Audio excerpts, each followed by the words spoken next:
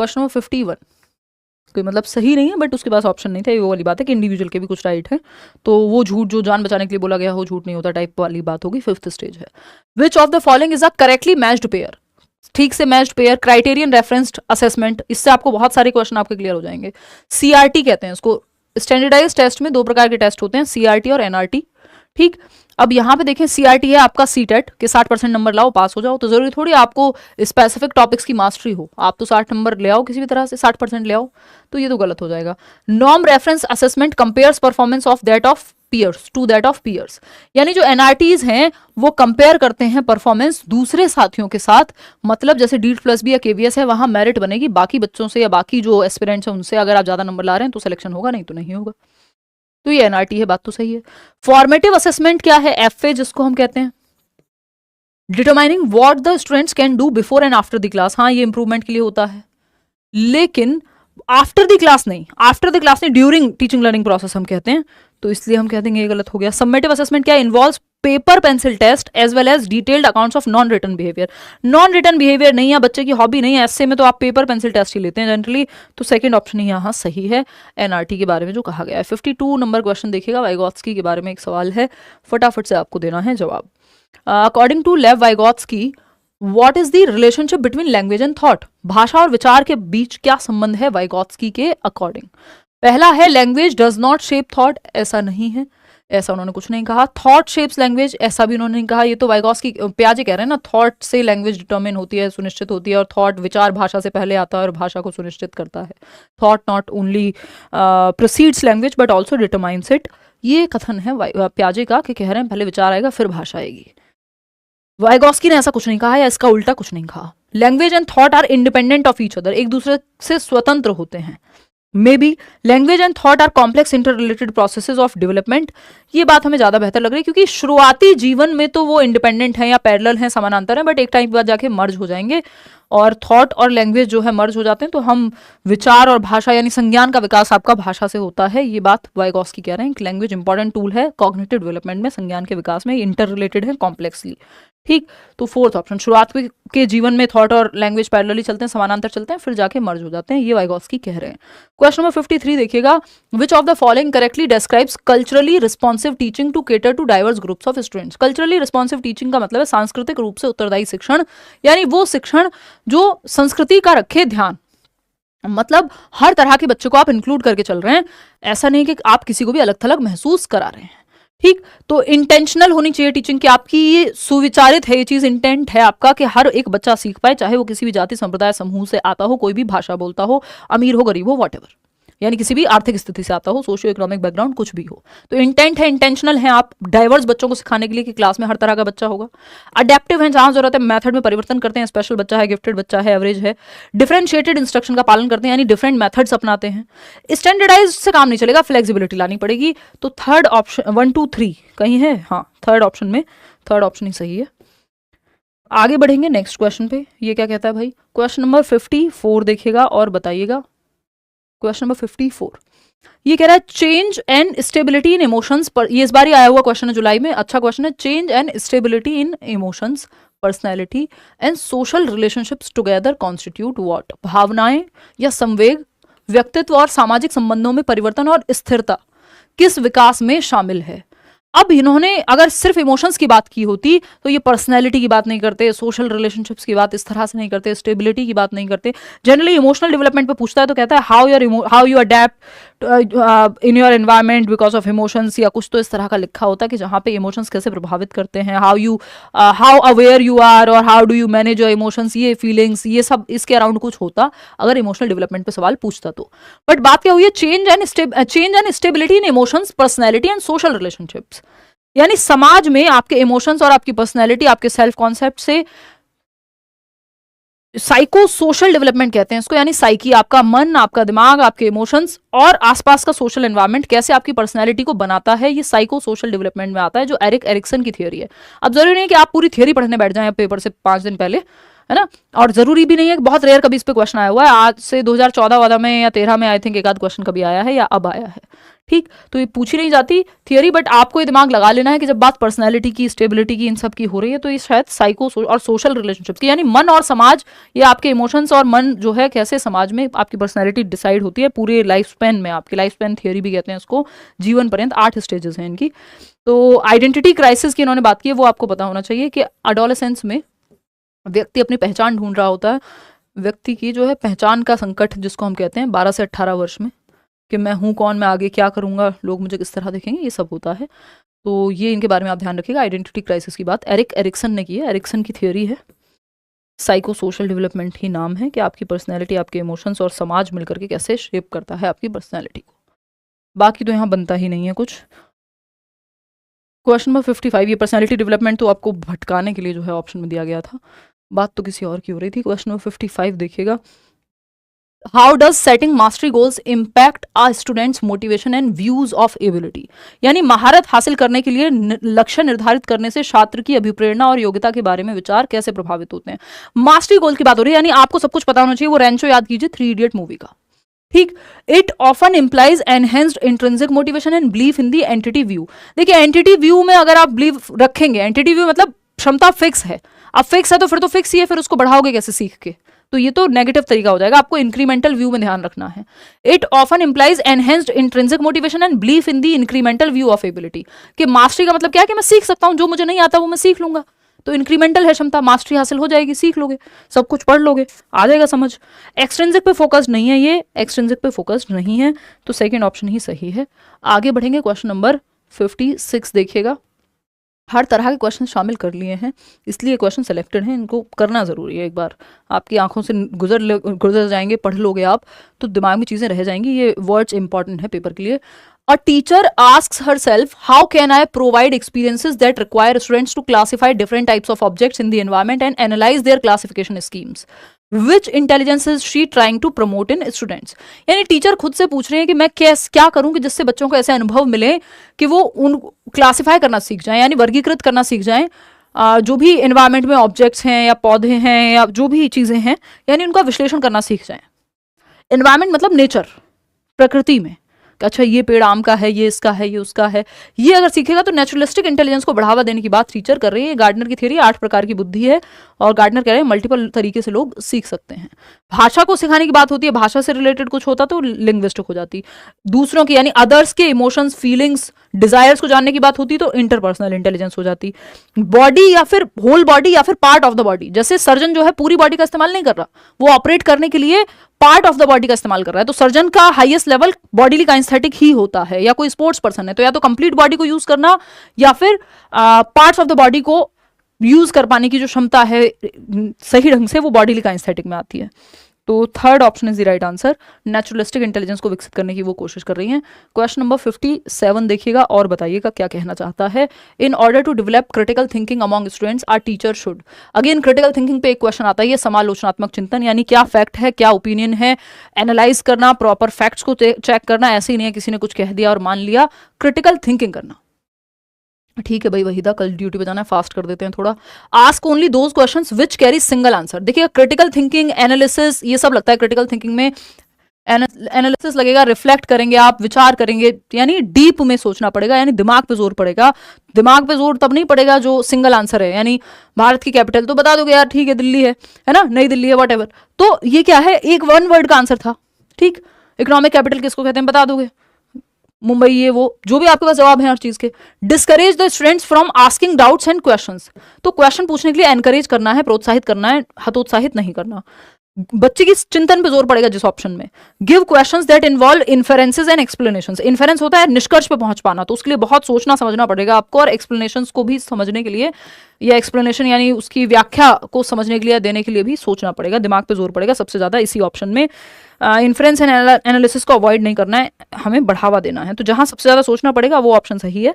Critical thinking के case में how वाले क्वेश्चन पे हम फोकस करते हैं। क्वेश्चन नंबर 58 देखिएगा, ये क्या कहता है, sensitive periods are those time periods during which certain dash are specially important for course of normal development, यानी संवेदनशील अवधि वो होती है विकास की प्रक्रिया में जिस समय यदि सही चीजें मिल जाएं, मिल कहां जाएंगी, एनवायरमेंट में मिलेंगी, तो क्या होगा यहाँ पे, एनवायरमेंटल फैक्टर्स अगर सही तरीके से मिल जाएं, सेंसिटिव पीरियड, भाषा का सही माहौल मिल जाए तो भाषा सीख जाओगे, शारीरिक रूप से आपको सही से फिजिकल एक्टिविटी कराई जाए तो उसमें बेहतर हो जाओगे। तो सेंसिटिव पीरियड है, हर एक चीज को लेके क्रिटिकल पीरियड है। जैसे शुरू के 10 साल जो है बहुत इंपॉर्टेंट है भाषा विकास के लिए, ऐसा नॉम चॉम्स्की कहते हैं। ठीक, तो लैंग्वेज एक्विजिशन डिवाइस से बच्चा भाषा को ऑटोमेटिकली एक्वायर कर लेगा। तो एनवायरमेंटल वो फैक्टर्स हैं जिनको हम सेंसिटिव पीरियड कह रहे हैं कि इस समय पे, जैसे हम कह रहे हैं कि बच्चे के बॉर्नविटा के ऐड में आता था ना, वो बच्चे के 90% दिमाग का मस्तिष्क का विकास 5 साल तक हो जाता है। तो वो अगर उस टाइम पे ठीक से न्यूट्रिशन नहीं मिला, जो कि पोषण जरूरी है, ठीक से खाना मिलना जरूरी है, फिजिकल एक्टिविटी खेलना कूदना जरूरी है बच्चे के लिए, तो वो सेंसिटिव पीरियड है, क्रिटिकल पीरियड है। उस समय पे अगर एनवायरमेंट वो सब नहीं हुआ तो दिक्कत होगी बाद में। ठीक, वो प्रॉपर ऑप्टिमल डेवलपमेंट नहीं हो पाएगा जितना होना चाहिए था।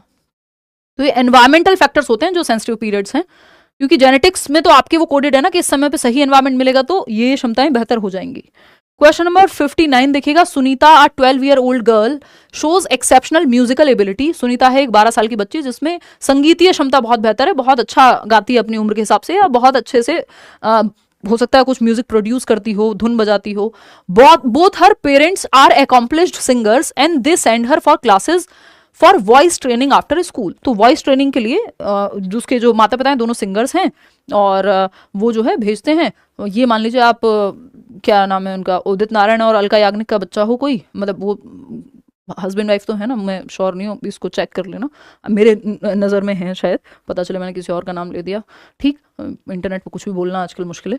तो अगर उनका बच्चा जा रहा है कहीं पे, और वो क्योंकि सिंगर्स हैं तो हेरिडिटी से भी क्षमता मिली है बच्चे को कि वो म्यूजिकल एबिलिटी उसके अंदर ज़्यादा हो सकती है, और क्योंकि आ गई है अब म्यूजिकल एबिलिटी, और एनवायरमेंट में ट्रेनिंग भी दिलवा रहे हैं। ऐसे किसी स्पोर्ट्स पर्सन का बच्चा हो सकता है, तो हेरिडेटरी क्षमता भी है स्पोर्ट्स को लेके, और एनवायरमेंट भी दे दिया आपने, तो बेहतर हो सकती है। तो her capabilities are most likely to be the result. अब ये जो क्षमता है उसका अच्छा होना है, इसमें हेरिडिटी और एनवायरमेंट दोनों का रोल है। अगर हेरिडिटी से क्षमता मिली होती और एनवायरमेंट नहीं देते तो शायद वो उतना अच्छा ना गा पाती। तो आनुवांशिकता और वातावरण दोनों का रोल है यहाँ। आगे बढ़ेंगे, नेक्स्ट क्वेश्चन है क्वेश्चन नंबर 60वां सवाल है, फटाफट से बताएंगे। ये कहता है during adolescence the pressures to conform to gender expectations and follow conventions of femininity और masculinity increases। यानी किशोरावस्था के दौरान जब टीन एज में बच्चे पहुंचते हैं तो समाज उन पर दबाव डालने लगता है कि अच्छा तुम लड़के हो तो तुम ये काम करने लग जाओ और बाहर की चीज़ें संभालने लग जाओ, अच्छा तुम लड़की हो तो तुम ज़्यादा बाहर मत जाया करो, लड़कों के साथ खेलने मत जाया करो। इस तरह की चीज़ें होती हैं, स्टीरियोटाइप है, रूढ़िबद्धता है। समाज कन्फर्म करने के लिए कि जो चल रहा है समाज में उसको मानने के लिए आप पे जोर डालता है, ये होता है, इंक्रीज होता है ये प्रेशर, सही है। रीजन क्या है, gender and gender roles are determined biologically. ये कह रहे हैं इसका रीजन ये है कि जो जेंडर की भूमिकाएं वो बायोलॉजी से डिसाइड हो जाती हैं कि आपका एडोलेसेंस आ गया, आप में प्यूबर्टी हिट हो रही है, तो अब आपको ये नहीं करना चाहिए। भाई जेंडर तो समाज के द्वारा निर्मित है, तो ये तो कहना गलत हो जाएगा। तो ए तो सही है बट आर इज फॉल्स, कि हाँ ऐसा होता है, सही है गलत है वो एक अलग बात है। और जेंडर बिल्कुल भी सोशल कंस्ट्रक्शन नहीं है, मतलब वो बायोलॉजिकल कंस्ट्रक्शन नहीं है, तो आर इसलिए फॉल्स हो गया था। रेपिटेटिव एंड रिचुअलिस्टिक बिहेवियर, यानी बार बार सेम व्यवहार कर रहा है बच्चा, बार बार सेम बात रिपीट कर रहा हो, इज एन आइडेंटिफाइंग कैरेक्टरिस्टिक। इसको स्टीरियोटिपिकल बिहेवियर भी कह देते हैं। तो ये टर्म्स जो मैं आपको बताती रहती हूँ बीच बीच में, इनको प्लीज ध्यान रखा कीजिए, पेपर में एज इट इज देखने को मिल जाते हैं। तो रूढ़िबद्ध व्यवहार, रूढ़िबद्धता क्या है, जो बार बार सेम चीज रिपीट हो रही है कि समाज में चला रहा है, अच्छा लड़के कमजोर, अगर लड़के रोएंगे तो कमजोर माने जाएंगे, है ना, लड़कियां जो हैं वो कमजोर हैं, ये मान लिया गया, मान लीजिए मैथ्स में कमजोर है, तो ये स्टीरियोटाइप है, लॉजिक नहीं है इसमें, बट ये चला आ रहा है, प्री कंसीव्ड नोशन है ना, रूढ़िबद्ध हो गया, रेपिटेटिव है। इसीलिए स्टीरियोटिपिकल बिहेवियर क्या है, वो स्टीरियोटाइप अलग तरह का है, वो जेंडर स्टीरियोटाइप है, स्टीरियोटाइप कहीं भी हो सकता है। ये क्या है, repetitive and ritualistic behaviour, bar bar same तरह का व्यवहार रिपीट करता रहता है बच्चा। ये आपका ऑटिस्टिक बच्चा है, ऑटिज्म स्पेक्ट्रम ASD बोलते हैं, जिसके अंदर और भी कई सारे डिसऑर्डर्स आ जाते हैं, ADHD वगैरह, attention deficit hyper activity disorder के बच्चा ध्यान नहीं दे पा रहा है एक जगह पे टिक करके, तो उसको आप टाइमर दे देंगे, पार्ट्स में तोड़ देंगे काम, है ना, मतलब एक 30 मिनट का काम की बजाय 5-5 मिनट के टास्क दे देंगे उसको, ADHD वाले बच्चे को। ऑटिस्टिक बच्चा बार बार सेम बिहेवियर रिपीट करे। सेरेब्रल पाल्सी, ऑक्सीजन की कमी से कई बार, और भी जेनेटिक फैक्टर्स होते हैं, तो बच्चे का जो ब्रेन मतलब पूरी बॉडी जो है वो फंक्शनल नहीं होती। जैसे अनुष्का शर्मा को थी जीरो मूवी आपने अगर देखी हो तो बच्चा व्हील चेयर पे ही होगा। और स्टीफन हॉकिंग का पता नहीं, इनको सेरेब्रल पाल्सी था एग्जैक्ट, और भी कुछ डिजीज थी साथ में, डिसेबिलिटी थी, सॉरी, लर्निंग डिसेबिलिटीज। अब लर्निंग डिसेबिलिटी में कौन सा, डिसलेक्सिया है, डिसकैलकुलिया है, क्या है। अटेंशन डेफिसिट हाइपर एक्टिविटी मैंने आपको बता दिया, बच्चा ध्यान नहीं टिका पाता, तो हाइपर एक्टिव होता है, इधर से उधर कूदता फांदता रहता है, मतलब टिक के नहीं बैठ पाता। तो इसको या तो आप टाइमर देंगे कि एक लिमिटेड टाइम में टास्क को आपने कम समय सीमा में बांट दिया, है ना, और इनके लिए 30 मिनट का एक टास्क एक साथ देने के बजाय 5 मिनट के 6 टास्क दे दोगे या 5-5 मिनट में डिवाइड कर दोगे, क्योंकि अटेंशन में कमी है। तो ऑटिज्म स्पेक्ट्रम डिसऑर्डर होगा। रेपिटेटिव या स्टीरियोटिपिकल बिहेवियर यदि है तो कम्युनिकेशन में दिक्कत है, सोशल इंटरेक्शन में दिक्कत है, तो ऑटिज्म है। Which of the following would support continuous and comprehensive evaluation, जो CCE है उसको कौन सपोर्ट करेगा?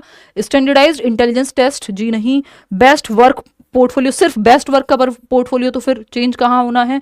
Growth and learning progress portfolio, ये हमें सही लग रहा है बजाय कि स्टैंडर्डाइज्ड के, क्योंकि कितना सीख लिया है और कितनी प्रगति हुई है, ये दोनों ही बातें, यानी कॉन्टिन्यूस एंड कॉम्प्रिहेंसिव, हर एक पहलू से हम बच्चे को जांच पा रहे हैं। Third option is the right answer. Question number 63 देखिएगा और बताइएगा क्या कहना चाहता है। Which of the following is correct about the process of learning according to socio constructivist theories? Socio constructivist, social और कंस्ट्रक्टिविस्ट यानी सामाजिक रचनावादी, तो वाइगॉस्की सबसे पहले दिमाग में आना चाहिए कि समाज के साथ मिलकर के रचना, ग्रुप में सीखना, सहयोग के माध्यम से सीखना। तो learning is a social process of meaning making, हाँ, अर्थ निर्माण जो है ग्रुप में कोऑपरेशन के माध्यम से होगा, ये वाइगॉस्की कहते हैं। ज्ञान की रचना या सृजन जो है सामाजिक प्रक्रिया के माध्यम से हो।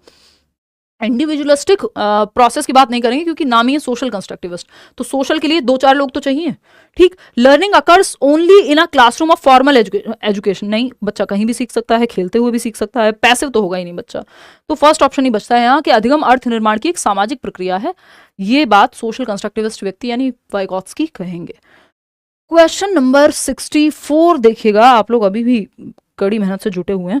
Rural children, those who experience severe human social deprivation since very young age, usually have delayed or hindered development, and despite rehabilitation the improvement in certain domains of development is likely to be subordinate. This period wherein development is significantly influenced by environmental support is called dash। मतलब ग्रामीण बच्चे जिन्होंने बहुत कम उम्र में गंभीर रूप से सामाजिक अभाव का अनुभव किया है, कोई एक बच्चा है जो ऐसे डिप्राइव्ड क्लास से आता है, यानी उस परिवार के साथ या उस जाति के लोगों के साथ सही व्यवहार हुआ ही नहीं, या उनको उतने क्या कहें रिसोर्सेज ही नहीं मिले, संसाधन ही नहीं मिले, है ना, और इस तरह की चीज़ें जो हुई, जो अभाव में बचपन अगर कटा है या फिर बहुत ही खराब स्थिति रही है, सामाजिक रूप से हो सकती है, आर्थिक रूप से हो सकती है, अब इसका प्रभाव जीवन भर रहेगा, क्योंकि बचपन में जो भी चीजें, क्योंकि ये सेंसिटिव पीरियड था ना, अब बाद में उसको हम ज्यादा भी वो एनवायरनमेंट दे रहे हैं तो उसकी भरपाई नहीं कर पा रहे हैं, है ना। अगर बचपन में ठीक से न्यूट्रिशन नहीं मिला मान लीजिए, तो माल कुपोषण, वो जो माल न्यूट्रिशन या कुपोषण का शिकार हो सकता है बच्चा, तो बाद में ज्यादा खिला देने से थोड़ी ठीक हो जाएगा। तो ऐसे ही सामाजिक रूप से भी, तो जिस सेंसिटिव पीरियड में, वो संवेदनशील काल पीरियड था ना, एक विंडो थी, जिस विंडो में यानी 5 से 10 साल में जब डेवलपमेंट हो रहा था बेसिक, तब अगर चीजें नहीं मिली तो वो बाद तक दिक्कत देगी। तो सेंसिटिव पीरियड में एनवायरनमेंट में ठीक चीजें नहीं मिली, इसलिए ये चीज है कि अब उतना बेहतर से विकास उस समय का नहीं हो पा रहा, तो सेंसिटिव पीरियड होगा वो।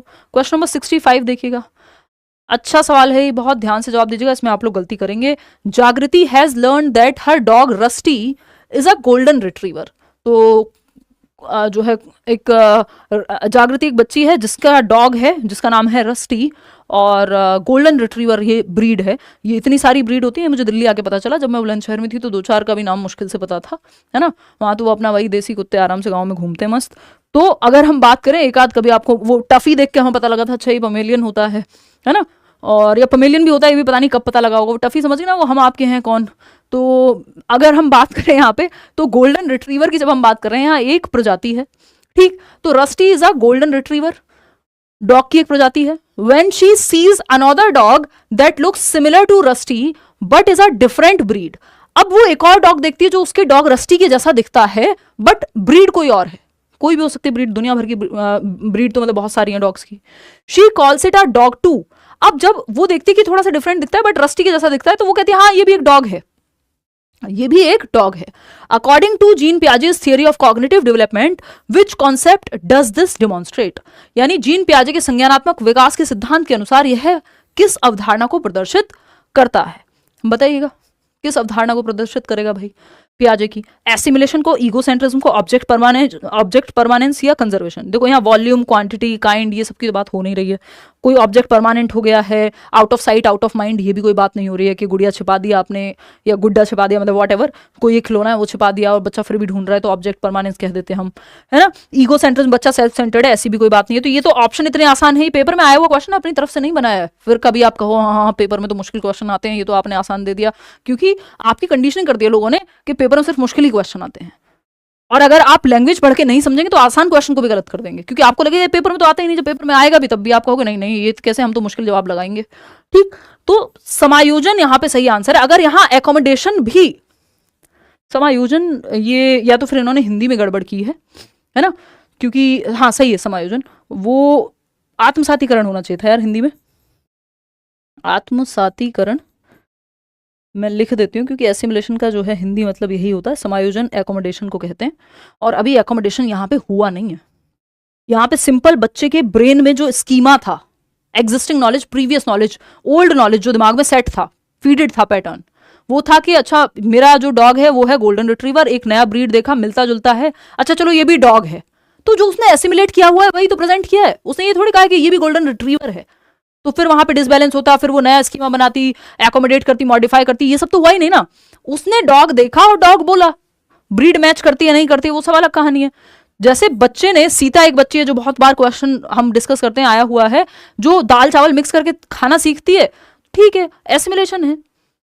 एक डॉग, एक पेन मैंने एसिमुलेट किया, अच्छा ये पेन होता है, दूसरे कलर का पेन देखा, मैंने कहा हाँ ये भी पेन होता है, ठीक है एसिमुलेटेड है, दिमाग में जो फीडेड है वही बोल दिया, इसमें गलत क्या है।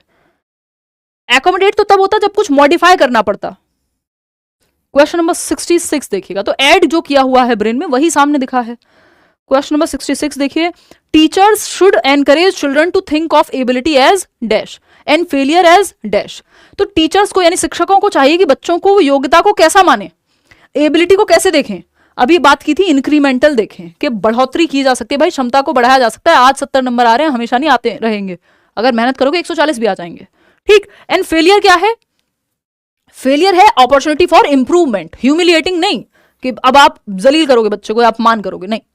तो ये क्या है, अपॉर्चुनिटी है सीखने की कि बेहतर किया जा सकता है। फिक्स्ड फिक्स नहीं होती एबिलिटी, एंटिटी व्यू नहीं, इंक्रीमेंटल व्यू चाहिए। इंक्रीमेंटल है, अपॉर्चुनिटी है इंप्रूवमेंट की, सुधार संभव है, ये फेलियर बता रहा है हमें, ठीक। फिक्स्ड नहीं है एबिलिटी, इंक्रीमेंटल है बट शेमफुल होना चाहिए, नहीं। वृद्धिशील हो, एंटिटी व्यू नहीं है, इंक्रीमेंटल व्यू होना चाहिए लर्निंग का कि बढ़ाया जा सकता है और सुधार की संभावना है, ये फेलियर आपको बताता है। क्वेश्चन नंबर 67 देखिएगा और बताइएगा क्या कहता है क्वेश्चन नंबर 67। ये कह रहा है which of the following sequence of representation of concept is in accordance with children's gradual development of cognitive development. बहुत जरूरी है, ध्यान से पढ़िएगा, ये एकदम नया कॉन्सेप्ट है और इन्होंने पूछा इस तरह से। वैसे ये जेरोम ब्रूनर की एक थियोरी है, फटाफट से बताइएगा। निम्नलिखित में से अवधारणा के निरूपण का कौन सा क्रम बच्चों की संज्ञानात्मक क्षमताओं के उत्तरोत्तर विकास के अनुसार है, यानी कॉग्निटिव डेवलपमेंट कैसे विकसित होता है, इसमें क्या स्टेप्स होते हैं, पहले इमेजेस सीखते हैं, पहले सिंबल सीखते हैं, पहले एक्शन सीखते हैं, क्या? तो खुद से बताओ। सिंबल बेस्ड होता है। अब मैं आपको बता देती हूँ, यहाँ पे एक छोटा सा कॉन्सेप्ट है, जेरोम ब्रूनर की डेवलपमेंट की थियोरी है कॉग्निटिव डेवलपमेंट की, कि संज्ञान कैसे विकसित होता है। ब्रूनर भी जो है ये कॉग्निटिविस्ट है, आपके कॉग्निटिव कंस्ट्रक्टिविस्ट कह सकते हो एक तरह से, मतलब थिंकिंग प्रोसेस पे जोर देते हैं कॉग्निटिविस्ट लोग, यानी संज्ञानवादी लोग थिंकिंग पे जोर देते हैं। तो जेरोम ब्रूनर की जब हम बात कर रहे हैं, जो स्कैफोल्डिंग का कॉन्सेप्ट है ये इन्होंने ही दिया था, वाइगॉस्की अपनी थियोरी में यूज करते हैं, जेरोम ब्रूनर, ठीक। इन्होंने 3 टाइप बताए हैं लर्निंग के, जो इस क्वेश्चन में डायरेक्ट नाम नहीं आया है बट थियोरी इन्हीं की है ये, कि बच्चा पहले क्या सीखता है, एक्शन बेस्ड, यानी पहले एक्टिविटी करता है। एक्टिविटी करता है मतलब आप बच्चे को कोई भी गेम दो, वो उसको कोई पेंसिल दो, उसको खोल के तोड़ के फोड़ के देखेगा, एक्शन बेस्ड, हर चीज में एक्टिविटी, हर चीज को छुएगा, टच करेगा, कुछ ना कुछ करने की कोशिश करेगा। फिर वो इमेजेस के माध्यम से, या आइकॉनिक स्टेज कहते हैं ये से, इमेजेस के माध्यम से सीखता है, आइकॉन्स के माध्यम से सीखता है। यानी अब आप उसको फोटो दिखा दो, टीवी में कोई कार्टून दिखा दो तो जल्दी सीख जाएगा, या देख के उसको इंटरेस्ट आएगा। फिर आता है नेक्स्ट स्टेज जिसको हम सिंबॉलिक स्टेज कहते हैं, यानी अब वो भाषा के माध्यम से, A for apple, B for ball से भी सीखने लगेगा। तो एक्शन बेस्ड जब कोई फिजिकल एक्टिविटी करके वो सीख रहा हो, कोई गेम है, कोई पजल है, कुछ ऐसा उसमें लगा हुआ है। इमेज बेस्ड जब वो इमेज आइकॉन्स के माध्यम से सीख रहा है, पिक्चर के माध्यम से। सिंबॉलिक है जब वो भाषा के माध्यम से ABCD से सीखने लग जाए। और ये तीनों हमेशा रहती हैं, ठीक। तो सबसे पहले अब आपको यहाँ चूज कर लेना है कि इमेज बेस्ड नहीं भाई, एक्शन बेस्ड पहले है, फिर इमेज बेस्ड, फिर symbol based. Second option is the right answer. ये आया हुआ क्वेश्चन अपनी तरफ से नहीं बनाया है, तो इन चीज़ों को ध्यान रखना है थोड़ा थोड़ा। 68 नंबर क्वेश्चन देखिएगा, 68वां सवाल क्या कहता है आपसे, Harvard Gardner's concept of intelligence, यानी हार्वर्ड गार्डनर का मल्टीपल इंटेलिजेंस, बहुबुद्धि का सिद्धांत है कि बुद्धि एक नहीं कई प्रकार की होती है, 8 प्रकार इन्होंने NCERT में दिए हुए हैं, है ना। और ये कहते हैं कि बुद्धि कोई सिंगल एंटिटी नहीं है, कोई एक फिक्स IQ स्कोर नहीं है, बुद्धि कई प्रकार की हो सकती है, लोग अलग अलग तरह से बुद्धिमान हो सकते हैं। और 8 प्रकार इन्होंने बताए बुद्धि के। ओनली अबाउट प्रैक्टिकल लर्निंग नहीं, ये तो कह रहे हैं कई प्रकार की हो सकती है। नेचुरलिस्टिक भी इंटेलिजेंस, प्राकृतिक बुद्धि भी हो सकती है, किसी में भाषिक बुद्धि हो सकती है, कोई भाषा में अच्छा होगा, कोई नंबर्स में अच्छा होगा तो उसके अंदर लॉजिको मैथमेटिको होगी, है ना। इंटरपर्सनल, लोगों को समझने में अच्छे हो तो इंटरपर्सनल होगी, ठीक है, बात सही है। Everyone processes and understand the world in the same way, नहीं सब सेम वे में ही देख रहे हैं दुनिया को, तो फिर अलग अलग प्रकार तो बचा ही नहीं बुद्धि का कहीं। Human beings differ in their abilities in different domains, ये बात एकदम सही है। हो सकता है एक व्यक्ति मैथ्स में उतना अच्छा ना हो बट लैंग्वेज में अच्छा हो, लैंग्वेज में ना हो उतना अच्छा, म्यूजिक में अच्छा हो, स्पोर्ट्स में हो। Intelligence has only one dimension, नहीं, तो अलग अलग आयामों में लोगों की अलग अलग योग्यताएं होती हैं, लोग अलग अलग प्रकार से बुद्धिमान हो सकते हैं। Third option. क्वेश्चन नंबर 69 देखिएगा और बताइएगा क्या कहना चाहता है कवि। क्वेश्चन नंबर 69 है, स्टेटमेंट है, classroom pedagogy should be culturally responsive to meet the needs of students from diverse cultural backgrounds. भाई क्लासरूम पेडागोजी जो है आप हर एक बच्चे को सिखाइए, कल्चरली रिस्पॉन्सिव होनी चाहिए, हर एक बच्चे की भाषा का सम्मान करे, जाति, संप्रदाय, आर्थिक स्थिति, किसी भी चीज को नकारे ना, जो भी बच्चा घर से लेके आता है वो सब महत्वपूर्ण है टीचर के लिए, उसमें कमी नहीं निकालनी है, तो सही है। रीजन क्या है, equity in classroom can be ensured only through standardised curriculum, ये गड़बड़ हो गया। स्टैंडर्डाइज्ड करिकुलम को हम बहुत अच्छा नहीं मानते, फ्लेक्सिबल चाहिए। स्टैंडर्डाइज्ड सुनने में अच्छा लग रहा है बट इसका मतलब सबके लिए यूनिफॉर्म हो गया, सबके लिए एक मेथड, सबके लिए एक तरीका आकलन का। जब बच्चे अलग अलग हैं तो अलग अलग तरीके, differentiated instruction, different methods of teaching learning, तो ये तो गलत हो जाएगा। तो ए ही सही है, बस A is true but R is false. आगे बढ़ेंगे, क्वेश्चन नंबर 70 देखिएगा, काफी क्लोज हम अपने बड़े सेशन के अंत की तरफ। असर्शन क्या है, teachers should constantly examine their own attitude and biases while working with children. ये बात हम कर चुके हैं कि टीचर्स को भी अपने जो उनके बायसेस हैं, अपने भी तो कुछ पक्षपात हो सकते हैं जो दिमाग में लेकर के वो चल रहे हों, स्टीरियोटाइप्स हैं, उनको भी एनालाइज करते रहना चाहिए, बात सही है, उन पे भी प्रकाश डाल के देखते रहना चाहिए कि मेरे अंदर क्या कमियां, कैसे सुधारूं मैं। The process of problem solving is hindered by functional fixedness, ये बात भी एकदम सही है कि जो समस्या समाधान की प्रक्रिया है वो कार्यात्मक स्थिरता से प्रॉब्लमेटिक बन जाती है। अगर आप किसी भी प्रॉब्लम को सॉल्व करने के लिए एक ही तरीके से फंक्शन करते रहेंगे, मल्टीपल तरीके नहीं सोचेंगे, तो प्रॉब्लम सॉल्व नहीं होंगी, क्योंकि हमेशा सेम तरह की प्रॉब्लम नहीं आएगी, अलग अलग तरह की प्रॉब्लम अलग अलग तरह के सॉल्यूशन डिमांड करेंगी आपसे, तो ये बात भी सही है। लेकिन ये बात यहां जो बात हो रही है और यहां जो बात हो रही है, तो अलग अलग बातें हो रही हैं, है ना। तो ए और आर दोनों सही है बट एक्सप्लेनेशन नहीं है ये करेक्ट, तो third option is the right answer.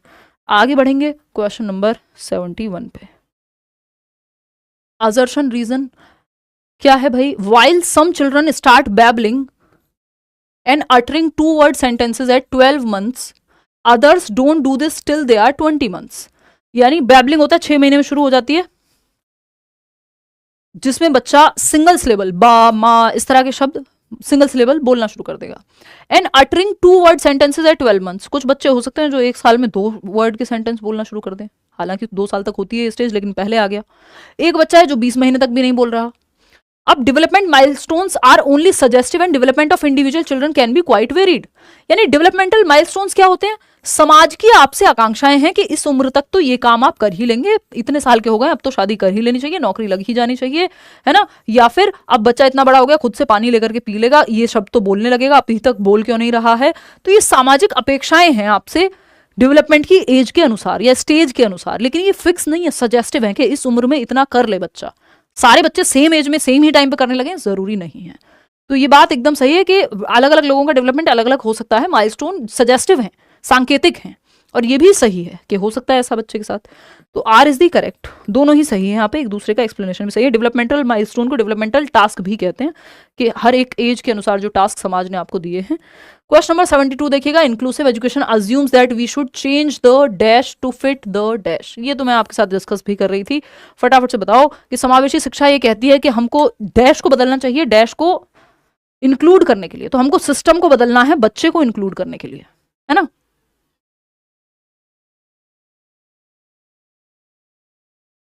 Shabnam कह रहे हैं कि आप अच्छा बढ़ा रही हैं बट अब नींद आ रही है जल्दी। हाँ, आपको सुबह हो सकता है जाना हो, तो अगर सुबह नहीं जाना है तो नींद को रोक लो, और अगर जाना है तो सो जाओ, कल पूरा कर लेना सेशन, बट अभी खत्म कर लोगे तो आसान रहेगा। Inclusive education assumes that we should change the system. बच्चे के लिए सिस्टम है, सिस्टम के लिए बच्चा नहीं है। ये बहुत पुराना है वो क्वेश्चन, लेकिन बहुत जरूरी है करना, ठीक। टू फिट द चाइल्ड, तो सिस्टम में परिवर्तन करो, बच्चे के लिए है, क्योंकि सिस्टम के लिए बच्चा नहीं है। एनवायरमेंट में चेंज करो, फैमिली वो सब तो है नहीं, और चाइल्ड में चेंज करो। चाइल्ड में कैसे, अगर एक बच्चा जो चल नहीं सकता तो उसको चलना सिखा दोगे कल आप, जो व्हील चेयर पे आता है, तो चाइल्ड में नहीं, आपको सिस्टम में चेंज करना है, क्योंकि हर एक बच्चे को आपको इंक्लूड करना है। क्वेश्चन नंबर 73 देखिएगा, ये कहता है according to Lev Vygotsky's theory which of the following is a recommended approach in order to optimize students learning experience. Vygotsky के अनुसार आपको बेहतर अधिगम का माहौल देना है तो कौन सा तरीका बेस्ट है, जहां बच्चे ग्रुप में सीख रहे होंगे वही बेस्ट है। 5-7 क्वेश्चन और बचे हैं, फिर हिंदी पेडागोजी शुरू हो जाएगी, और फिर इंग्लिश जिनकी होगी वो तो सो जाएंगे हिंदी करके, क्योंकि लास्ट में इंग्लिश पेडागोजी है। ठीक, providing students with work that they can manage and complete individually, नहीं, वाइगोस्की ग्रुप में सिखाने की बात करेंगे, वो तो सोशियो कंस्ट्रक्टिविस्ट है ना। Providing students with work that is completely unrelated to their current level of understanding, नहीं भाई, जो वर्तमान ज्ञान है उसी से जोड़ के आपको नेक्स्ट लेवल पे लेके जाना है। ऐसा नहीं है कि बच्चा है 3rd क्लास में और आप 10th क्लास का कुछ बता रहे हैं जो अनरिलेटेड है। Providing students with work that is just beyond their current level of understanding with appropriate support and guidance, ये बात सही है कि छात्रों के वर्तमान स्तर पर आधारित उनको उचित समर्थन, यानी अगर वो आज इतना आता है तो इसी से हल्का सा आपको करंट लेवल में और जोड़ करके या हल्का सा चैलेंज दे करके सिखाना है, उसी लेवल के आसपास। कोई सपोर्ट नहीं देंगे, ये कहना गलत है। तो 3rd option is the right answer. आगे बढ़ेंगे, क्वेश्चन नंबर 74 देखिएगा, ये कहता है preconceived generalisations about behaviour of various gender are called. Preconceived notions, preconceived generalisations, यानी पूर्व कल्पित सामान्यकरण, इस जाति के लोग ऐसे होते हैं, लड़कियां कमजोर हैं, या इस जेंडर के लोग ऐसे होते हैं, लड़के ऐसे होते हैं, लड़कियां ऐसी होती हैं, ये सब आपने देखा होगा। ये सब प्री कंसीव्ड जनरलाइजेशंस हैं मोस्ट ऑफ द केसेस में। कहीं कहीं बायोलॉजी की बातें ले आते हैं लोग बीच में, बट उसमें भी फिर बहुत सारी चीजें हैं, सोशल एस्पेक्ट का बहुत बड़ा रोल, बहुत सभी जगह पे ऑलमोस्ट। तो प्री कंसीव्ड जनरलाइजेशन या प्री कंसीव्ड नोशन क्या है, कि अपनी धारणाएं बना के जी रहे हैं हम सब, कि मान लीजिए किसी एक वर्ग को लेके, किसी जाति समूह, इस जगह के लोग ऐसे होते हैं, इस स्टेट के लोग ऐसे होते हैं, इस देश के लोग ऐसे होते हैं, ये क्या है, प्री कंसीव्ड जनरलाइजेशन है, जबकि जरूरी नहीं सारे लोग वहां वैसे ही हैं, या फिर ये एक धारणा है। ठीक, तो लोग तो अलग अलग ही होंगे, अलग अलग जगह की डाइवर्सिटी तो होगी। तो about behaviour of various gender, अब यहाँ पे जेंडर को लेकर धारणा है, लड़कियां ऐसी हैं, लड़के वैसे हैं, ये कमजोर है, ये ताकतवर है, वॉटेवर वॉटेवर, ये स्टीरियोटाइप है, रूढ़िबद्ध हो गई है ये धारणाएं, क्योंकि पहले से चली आ रही है, ये मान लिया गया है। तो ये जेंडर स्टीरियोटाइप्स हैं। डिस्क्रिमिनेशन किसी के भी प्रति हो सकता है, लेकिन वो प्री कंसीव्ड जनरलाइजेशन हो, जरूरी नहीं है एक फीमेल भी मेल के प्रति डिस्क्रिमिनेशन कर सकते, वो डिपेंड करेगा। जेंडर आइडेंटिटी आप खुद को कैसे देखते हैं, टाइपिंग में आप जैसा समाज ने आपसे एक्सपेक्ट किया है वैसा आप अगर व्यवहार प्रदर्शित कर रहे हैं तो वो आप जेंडर टाइपिंग शो कर रहे हैं। बट जो रूढ़िबद्ध हो गए, पूर्व कल्पित सामान्यकरण है, जो मान लिया गया है पहले से ही, इसको हम जेंडर स्टीरियोटाइप कहेंगे। चलिए आगे बढ़ते हैं, क्वेश्चन नंबर 75 पे आपके 5 सवाल और होंगे सीडीपी के, फिर हम हिंदी पेडागोजी, और उसके बाद 10-12 क्वेश्चन हिंदी पेडागोजी के, फिर इंग्लिश पेडागोजी पे आ जाएंगे। ठीक है, देखिएगा which of the following statement, देखिए बायसनेस और जो आपका ये है स्टीरियोटाइप, बायसनेस किसी भी तरफ आपका झुकाव हो सकता है, स्टीरियोटाइप है जो पहले से चला आ रहा हो, ये मुख्य डिफरेंस है दोनों के बीच में। ठीक है ना, हिंदी में भी क्वेश्चन को पढ़ाइए प्लीज, हिंदी मीडियम के स्टूडेंट हैं आपका क्लास, मुझे बहुत अच्छा लगता है। हाँ, हिंदी मीडियम ऑफकोर्स मैं जानती हूँ, हिंदी मीडियम के ज़्यादा लोग हैं और उनको समस्या होती है, इसलिए, और कुछ लोग तो वैसे वाले हैं बिल्कुल जिनको लगता है कि पेडागोजी को पेडागोजी क्यों बोल दिया, आप बोलो शिक्षण शास्त्र, है ना। तो वो एक समस्या मेरे साथ उन लोगों को आ सकती है, क्योंकि अब हर बार शिक्षण शास्त्र बोलना, मैं कोशिश फिर भी करूंगी, चलो आप कह रहे हो तो ठीक, कोशिश तो रहती है, वैसे मैं बाइलिंगुअल ही लेके चलती हूँ, बट हार्डकोर नहीं ऑफ कोर्स। ठीक, विकास के संदर्भ में फिर भी मैं पढ़ लेती हूँ। देखो, विकास के संदर्भ में निम्नलिखित में से कौन सा कथन सही है, करेक्ट पूछा है डेवलपमेंट के बारे में। डिफरेंट एस्पेक्ट्स, 2 कदम आप बढ़ाइए, 2 कदम मैं बढ़ाऊंगी आपकी तरफ, तब बात बन जाएगी। Different aspects of development are independent to each other, यानी विकास के सभी पहलू जो है स्वतंत्र होते हैं एक दूसरे से। पहलू क्या है, विकास के 3 मुख्य प्रकार बताए थे शुरुआत में, physical, cognitive, social emotional, socio emotional कहते हैं, तो ये 3 हो जाते हैं। तो सब इंटर रिलेटेड है, इंडिपेंडेंट नहीं है। ऐसा नहीं है कि शरीर में चोट लगी है तो मन पे कोई प्रभाव नहीं पड़ेगा। Development is a discontinuous process, जब तक पियाजे नहीं लिखा तो हम क्यों माने भाई, स्टेजेस में तोड़ने की बात जब नहीं की गई, ये तो एक अंतहीन बहस है। नॉर्मल केस में कॉन्टिन्यूस मानना है डेवलपमेंट को। Development occurs in a spiral manner not linear manner, ये बात सही है। कोई भी प्रक्रिया, जो प्रक्रिया है वो कॉम्प्लेक्स होती है और स्पाइरल होती है, आगे पीछे आगे पीछे। एक स्टेज में दांत आपके दूध के गिरे हैं, यानी आप पीछे आए हैं, एक स्टेज में निकले होंगे, फिर वो गिरे और फिर पक्के दांत आएंगे, आगे पीछे चलती रहती है प्रक्रिया। Development proceeds from specific to general, नहीं, सामान्य से स्पेसिफिक जाते हैं, जनरल टू स्पेसिफिक जाते हैं, कि पहले बच्चा अपने पूरे शरीर को इस्तेमाल करता है, रोएगा भी तो पूरे शरीर से रोएगा, बाद में वो 2 उंगलियों से आंसू पोंछ लेगा। या पहले बच्चा पकड़ता है पेन को भी पूरे दोनों हाथों से पकड़ेगा, ग्लास को भी, बाद में वो सिर्फ 2 उंगलियों से पकड़ेगा। तो ये जनरल टू स्पेसिफिक है। ग्रॉस टू फाइन मोटर है, प्रॉक्सिमो डिस्टल है। ठीक, तो ये एक बात है, थर्ड ऑप्शन यहाँ सही है। क्वेश्चन नंबर 76 और देखिए, according to Lev Vygotsky children regulate their own behaviour through, यानी लेव वाइगोत्स्की के अनुसार बच्चे अपने स्वयं के व्यवहार को कैसे नियमित करते हैं। इनर स्पीच, सिंपल, ये तो बात हम कर ही चुके हैं, ये 2 बार आ चुका है। इनर स्पीच, या अगर इसकी जगह प्राइवेट स्पीच भी लिखा होता तो सही हो जाता। क्वेश्चन नंबर, ये तो रिपीटेड कहेंगे बट हाँ ऑप्शंस चेंज हैं। क्वेश्चन नंबर 77 देखिएगा, ये कहता है which of the following is correct in context of gifted children, यानी प्रतिभाशाली बच्चे। या तो 3 प्रकार के प्रतिभाशाली हैं, या तो IQ ज्यादा है, या फिर उनका आपका क्या कहते हैं, क्रिएटिव हैं, कुछ नया करने की क्षमता रखते हैं, कोई बहुत अच्छी पेंटिंग या कुछ टैलेंटेड है, हो सकता है स्पोर्ट्स में, म्यूजिक में कोई एक स्पेशल एबिलिटी हो उनके अंदर। ठीक, गिफ्टेड को जनरली हम मानते हैं जिनका मेंटल लेवल हाई है। तो gifted students learn at comparatively advanced pace than other students, तो ये जो प्रतिभाशाली छात्र होते हैं दूसरे बच्चों की तुलना में तेजी से सीखते हैं, उन्नत गति से। यानी एक बच्चा है, एक एवरेज बच्चा या एक एवरेज से भी नीचे का बच्चा, जिसको एक क्वेश्चन समझने में मान लीजिए 5 मिनट लग रहे हैं, तो हो सकता है ये बच्चा जो है 2.5 मिनट में ही समझ जाए, आधे टाइम में, उससे पहले करके बैठ जाए। क्वेश्चन टीचर देता, बाद में कुछ बच्चे होते थे ना ट्यूशन में भी, स्कूल में भी, आप भी रहे होंगे किसी ना किसी एक फील्ड में, तो ये क्या है कि वो पहले करके बैठ जाते हैं, गर्मियों की छुट्टी में सारा सिलेबस निपटा दिया, शौक से वो भी। ठीक, तो ये क्या है, gifted students learn at comparatively advanced pace than other students, दूसरे विद्यार्थियों की तुलना में तेजी से सीखते हैं, ये बात सही है। Gifted children are free from risk of learning disability, नहीं भाई, लर्निंग डिसेबिलिटी हो सकती है, फ्री नहीं है, बिकॉज ऑफ मेथड बहुत सारी चीजें हो सकती हैं, संभावना है। Gifted children certainly excel in all areas academic, social and emotional, ये बिल्कुल जरूरी नहीं है कि ये एकेडमिक्स में अच्छे हैं तो स्पोर्ट्स में भी अच्छे होंगे, म्यूजिक में भी अच्छे होंगे, और vice versa. Gifted students are always happy, popular and well adjusted, बिल्कुल जरूरी नहीं है। इमोशनली अगर सही से रेगुलेशन या सही से माहौल नहीं मिला तो हो सकता है बच्चा जो है या तो बोर्डम हो जाए अगर उसको ठीक से माहौल नहीं मिल रहा, या चैलेंजिंग क्वेश्चंस नहीं मिल रहे, उसके हिसाब से एनरिच्ड करिकुलम या फिर जिसको हम कहते हैं एक्सेलरेशन, मतलब कोई भी मेथड गिफ्टेड बच्चे के हिसाब से नहीं अगर अपनाया जा रहा तो बच्चा बोर हो सकता है। दूसरा, अगर उसके इमोशंस का ध्यान ना रखा जाए या इमोशनल डेवलपमेंट ठीक से नहीं हुआ तो वो अपने पोटेंशियल तक पहुंचे भी ना, ये भी संभावना है। तो फर्स्ट ऑप्शन जो है सही है। आगे बढ़ेंगे क्वेश्चन नंबर 78 पर। फर्स्ट ऑप्शन वही था कि बाकी बच्चों से तेजी से सीखते हैं, ज्यादा क्यूरियस होते हैं, जिज्ञासु ज्यादा है, मेमोरी ज्यादा बेहतर है, अपने से ज्यादा उम्र के लोगों को दोस्त बनाते हैं, मतलब वो भी हैं उनकी लिस्ट में, और इस तरह के बहुत सारी चीजें हैं जो गिफ्टेड बच्चों में पाई जाती हैं बाकी बच्चों की तुलना में, and they are the asset for the country. आगे बढ़ेंगे question number 78, children with learning difficulties typically, यानी आमतौर पर सीखने की अक्षमता या कठिनाइयों वाले बच्चों में क्या देखते हैं हम, लर्निंग डिफिकल्टीज या लर्निंग डिसेबिलिटी, डिसलेक्सिया है, डिसकैलकुलिया है, क्या समस्या आती है या कैसे आप पहचानेंगे। Have very low IQ as diagnose through standardised intelligence test, ऐसा बिल्कुल नहीं है कि अगर किसी बच्चे को डिसलेक्सिया है तो उसका IQ ही लो होगा, एवरेज या उससे अबव में भी हो सकती है जो आपकी लर्निंग डिसेबिलिटी है, IQ का उससे कोई डायरेक्ट लेना देना नहीं है। Have difficulty in reading due to their poor sight, ऐसा नहीं है कि लर्निंग डिफिकल्टी का मतलब हो गया कि विजुअल इंपेयरमेंट ही है, कि देखने में ही दिक्कत है, सब बच्चों को थोड़ी होगी। Have problems in regulating their emotions, कोई जरूरी नहीं है किस तरह का आपका, जैसे ऑटिस्टिक बच्चा है तो उसको हाँ हो सकती है, तो लर्निंग डिसेबिलिटी में तो बहुत सारे टाइप हैं।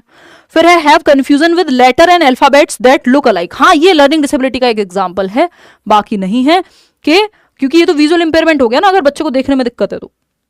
लर्निंग डिसेबिलिटी में तो डिसलेक्सिया, डिस्ग्राफिया ये सब आएंगे आपके, तो ये डिसलेक्सिया है कि एक जैसे दिखने वाले लेटर्स में कंफ्यूज हो सकते हैं, रीडिंग प्रॉब्लम हो सकती है। Fourth option. आगे बढ़ेंगे क्वेश्चन नंबर 79, देखिएगा क्या कहता है। क्वेश्चन नंबर 79 कहता है read the following statements and choose the correct option. Teacher should work hard to break down students stereotypes of particular ethnic groups, बिल्कुल सही बात है, टीचर को स्टीरियोटाइप ब्रेक करने के लिए, रूढ़िबद्धता को तोड़ने के लिए, समाज से खत्म करने के लिए प्रयास करने चाहिए, सही बात है। आ की एजुकेशनल टीचर भी नहीं तो लगा पड़ा है कि लड़के और लड़कियों में जो है हम अंतर करेंगे, ये करेंगे वो करेंगे, तो जेंडर के बेस पे डिस्क्रिमिनेशन कर रहा है टीचर, तो गलत बात हो जाएगी। A key educational objective is to enable students to engage in critical self reflection, यानी बच्चे भी खुद को देख पाए, खुद को जो है जो आपकी एजुकेशन है वो हमको सोचने पे मजबूर करे, हमें हर एक पहलू को सोचने पे जोर दे पाए, तब तो वो काम की है, ये बात भी सही है। ANR जो है करेक्ट है, और इसीलिए हमें ये करना चाहिए क्योंकि सेल्फ रिफ्लेक्शन में जाए बच्चा, क्रिटिकल थिंकिंग आए, तो दोनों ही बातें आर भी सही है, यहाँ पे दोनों ही बातें सही हैं। आगे बढ़ेंगे नेक्स्ट क्वेश्चन पे। क्वेश्चन नंबर है 80th, और इस 80वें सवाल के बाद नहीं, एक और सवाल है 81, फिर उसके बाद हिंदी पेडागोजी आपकी शुरू हो जाएगी। How can a teacher help Aman who is struggling with complex problems develop problem solving skills, यानी एक बच्चा है अमन जो मुश्किल समस्याओं को सॉल्व करने में हल करने में जूझ रहा है तो टीचर उसको कैसे मदद करे मुश्किल समस्याओं के समाधान के लिए। तो पहला है encourage him to brainstorm and generate ideas. Brainstorming एक अच्छा तरीका है प्रॉब्लम सॉल्विंग का, क्रिएटिविटी का, कि बैठ करके टीचर या ग्रुप में बच्चे बैठ के विचार कर रहे हैं अलग अलग आइडियाज पे, तो ये अच्छा तरीका है प्रॉब्लम सॉल्विंग का, आइडियाज जनरेट कर रहे हैं। Discourage him from experimenting. अगर आप एक्सपेरिमेंट करने से ही हतोत्साहित कर दोगे तो फिर तो दुनिया में कुछ नया होगा ही नहीं, प्रॉब्लम सॉल्व ही नहीं होगी, क्योंकि कुछ नया करना नहीं है, कोई भी जोखिम, या जोखिम का मतलब है यहाँ एक्सपेरिमेंट कुछ भी नया करके नहीं देखना है, तो फिर कैसे बात बनेगी भाई। Provide him with the answers. पहले से ही जवाब दे देंगे तो फिर कहाँ से नई समस्या का समाधान निकालेगा वो। Give up on the problem, कह दो अब नहीं हो पाएगा, छोड़ दो ये काम, तो फिर तो कोई रिसर्च दुनिया में कुछ ना हो, कोई कॉम्प्लेक्स सॉल्यूशन ना निकले। तो फर्स्ट ऑप्शन ही है कि आप ब्रेनस्टॉर्म करने के लिए कहेंगे, अलग अलग आइडियाज पे सोचने के लिए कहेंगे। ये है आज का सीडीपी का लास्ट क्वेश्चन, क्वेश्चन नंबर 81। फटाफट से देखिएगा। Which of the following set correctly mentions the characteristics on which students who are gifted typically differ from other students in the class. यानी वो बच्चे जो गिफ्टेड हैं, प्रतिभाशाली हैं, टैलेंटेड हैं, क्रिएटिव हैं, इंटेलेक्चुअली ब्राइट हैं, कुछ डिफरेंट हैं बाकी बच्चों से उनमें। रेंजोली की माने तो वो कहते हैं ज्यादा हाई कमिटमेंट, हाई क्रिएटिविटी और हाई आपका होता है एक एबिलिटी, एसीसी कहती हूं मैं, हाई एबिलिटी यानी क्षमता ज्यादा है दूसरे बच्चों से बाकी किसी काम को करने में। हाई कमिटमेंट, दृढ़ता है, अगर जब तक तोड़ेंगे नहीं तब तक छोड़ेंगे नहीं। और क्रिएटिविटी, हाई क्रिएटिविटी मतलब कुछ नया करने की क्षमता है जिनके अंदर। ये भी एक क्रिएटिविटी का, सॉरी, गिफ्टेडनेस का पैमाना है रेंजोली के अकॉर्डिंग, 3 रिंग मॉडल कहते हैं इसको। ठीक, अब आपको यहां पहचानना है कि गिफ्टेड बच्चे के लक्षण पहचानने हैं। फटाफट से ऑप्शन में देखिए।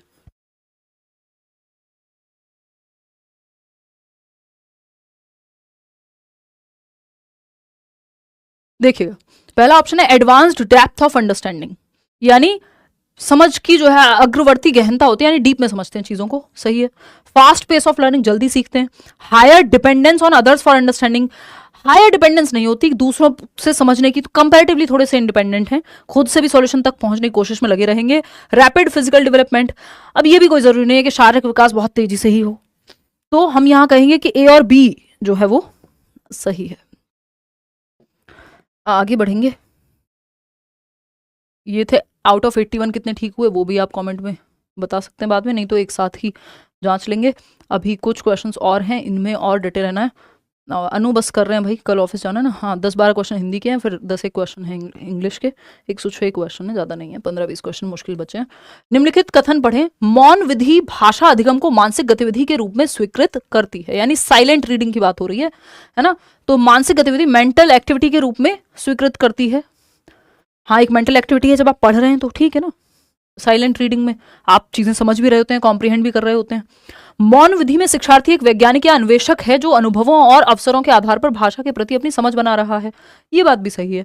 ए एंड बी दोनों ही सही हैं, ए और बी दोनों सही हैं, और ये सही कारक भी है, सही है कि समझ बन रही है बच्चे की।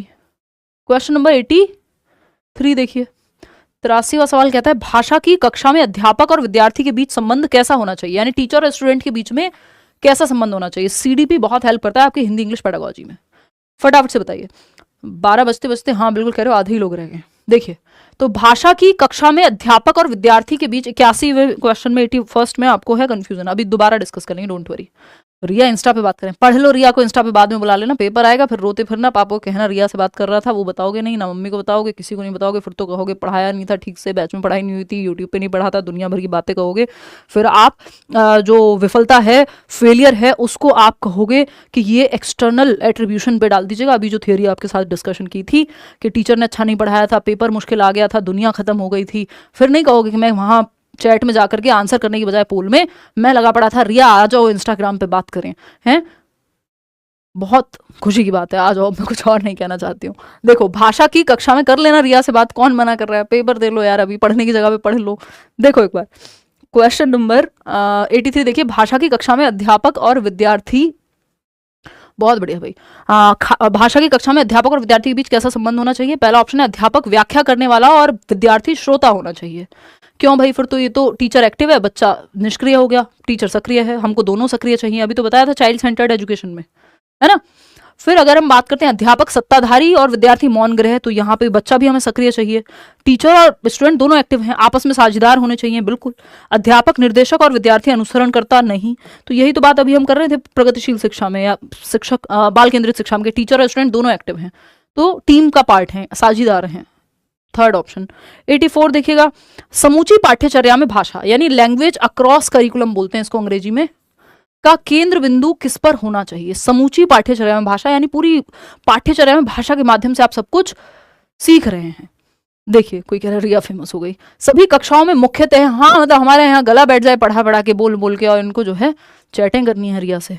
देखो सभी कक्षाओं में मुख्यतः है भाषा शिक्षण, यानी हर क्लास में भाषा को पढ़ाना नहीं, समूची पाठ्यचर्या यानी हर एक सब्जेक्ट में भाषा के माध्यम से सीखना, सभी विषयों की मदद से भाषा शिक्षण। बिल्कुल, जब आप साइंस पढ़ रहे हैं तब भी आप भाषा तो सीख ही रहे हैं ना, भाषा के माध्यम से ही पढ़ रहे हैं। मैथ्स पढ़ रहे हैं वहां भी भाषा है, इंग्लिश पढ़ रहे हैं वहां तो वो तो है ही भाषा, आपका एसएसटी पढ़ रहे हैं वहां भी भाषा है। ठीक, तो विशेष सत्रों में भाषा शिक्षण नहीं, ऐसा नहीं है। पाठ्य सहगामी गतिविधियों के माध्यम से भाषा शिक्षण नहीं भाई, सभी विषयों की मदद से भाषा शिक्षण। तो पाठ्यचर्या में, समूची पाठ्यचर्या में हर एक विषय में, हर एक एक्टिविटी में भाषा शामिल है, तो बच्चा भाषा भी सीख रहा है जब वो कोई भी एक्टिविटी या सब्जेक्ट पढ़ रहा है। तो इसी को लैंग्वेज अक्रॉस करिकुलम कह रहे हैं। एक अध्यापक अपनी कक्षा में यह ड्रिल करवा रहा है। क्या ड्रिल है भाई? शिवा ने एक पत्र लिखा, उसने यह पत्र कल लिखा था। शिवा ने उपन्यास पूरा पढ़ लिया, उसने यह कल पूरा पढ़ लिया था। तो वो समय की भी समझ यहाँ विकसित हो रही है कि पास्ट और प्रेजेंट की बात हो रही है। यहाँ अध्यापक क्या करवा रही हैं? संरचनात्मक अभ्यास, कार्यात्मक अभ्यास, कार्यात्मक संप्रेषणात्मक अभ्यास या फिर सामाजिक अंतःक्रिया अभ्यास। संरचनात्मक यानी स्ट्रक्चर समझा रही हैं कि एक सेंटेंस कैसे आज से कल में चला गया जस्ट एक शब्द के ऐड होने से। तो संरचनात्मक अभ्यास है ये, संरचना कैसे होती है एक सेंटेंस की या एक वाक्य की, वो यहाँ पे बताया गया है। क्वेश्चन नंबर 86 देखिएगा, विद्यार्थियों को कृतवाच्य से कर्मवाच्य बनाने में कठिनाई आ रही है, यानी वाच्य को चेंज करने में दिक्कत हो रही है। विद्यार्थियों की इस परेशानी को भांपते हुए अध्यापक कार्य संबंधित कुछ संकेत व प्रतिरूप बनाती हैं। एक स्ट्रक्चर, एक ढांचा, एक ड्राफ्ट कुछ बनाया उन्होंने, प्लान ऑफ एक्शन। इस मदद के आधार पर विद्यार्थियों ने पूरे अनुच्छेद को यानी पूरे आपके पैराग्राफ को, क्योंकि टीचर ने क्या दिया, हेल्प दे दी, संकेत, हिंट दे दी, कुछ एक खाका तैयार किया जिससे उनको हेल्प मिल गई, है ना, स्ट्रक्चर बनाने की कोशिश की, कर्मवाच्य में बदल दिया अनुच्छेद को, पूरे पैराग्राफ को। यह किसका उदाहरण है? तो ये भाई वाइगॉस्की का उदाहरण है। ये पाड़ का ढांचा, मदद, जो आप कहना चाहें, टेम्परेरी हेल्प का उदाहरण है कि टीचर ने क्या किया, हिंट दे दी, संकेत दिया, हाफ सॉल्व प्रॉब्लम दे दी, जहां अटक रहा था वहां मदद कर दी। सिंपल अभी हुई सीडीपी, अगर आपने ठीक से पढ़ी ये क्वेश्चन आपसे निकल जाएंगे ज्यादातर क्वेश्चन लैंग्वेज के। और इसके अलावा आप लैंग्वेज की जो मैराथन है जनवरी वाली इस साल की, वो भी देख लीजिएगा। आज किसी ने कमेंट किया था कि मैंने जनवरी वाली मैराथन देखी है और वो मतलब क्वेश्चंस बन रहे हैं, क्योंकि सिलेबस तो सेम ही है ना, सिलेबस थोड़ी चेंज हुआ, अभी तो पैटर्न भी चेंज नहीं हुआ, अभी इस साल जनवरी की ही है। तो सर्च करके पढ़ लेना या फिर डिस्क्रिप्शन बॉक्स में मैं लिंक दे दूंगी। अध्यापिका विद्यार्थियों को कुछ संकेतों जैसे कहानी का शीर्षक, कहानी के पात्र, थीम, अंत और संदेश के आधार पर पूरी कहानी करने के लिए कहती है, कहानी को पूरा करने के लिए कहती है। यह विद्यार्थी किस प्रकार की गतिविधि में शामिल है, यानी कुछ हिंट दे दिए कहानी को लेके, कुछ कैरेक्टर बता दिए, है ना, कहानी, और फिर पात्र दे दिए, कुछ थीम दे दी कि इस चीज दिवाली के अराउंड ये कैरेक्टर है, एक भाई है, एक बहन है, ये फलाना है, फिर ये दिए जला रहे हैं, खुद से सोचो। तो अब बच्ची जो है कहानी पूरी करने की प्रक्रिया में लगी हुई है। संज्ञानात्मक रचनावाद यानी कॉग्निटिव रचनावाद है ये, या फिर सामाजिक रचनावाद है, व्यवहारवाद है या संरचनावाद है? फटाफट से बताइएगा, फिर हम आगे बढ़ेंगे। 30 सेकंड का ब्रेक तो दे ही दो यार, बस फिर खत्म कर देंगे नेक्स्ट सेशन।